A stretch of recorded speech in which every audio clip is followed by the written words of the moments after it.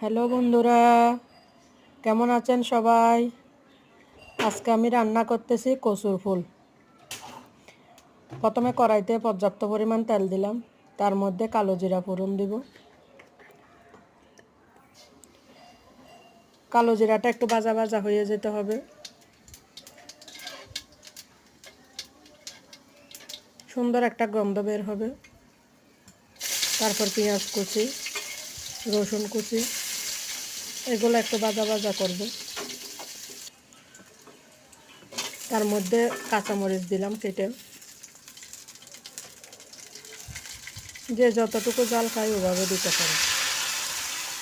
কচুর ফুলগুলো দিলাম, ওগুলো আমি আগে একটু করে ভাপাই নিলাম।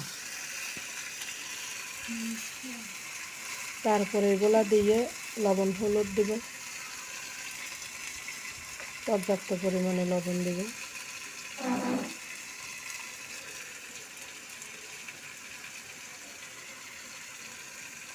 হলুদ দিলাম,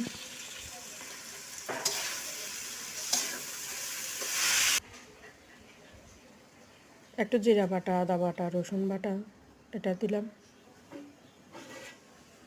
দেখেন বন্ধুরা, আমার কচুর ফুল রান্নাটা কত সুন্দর হলো। রান্না হয়ে গেল।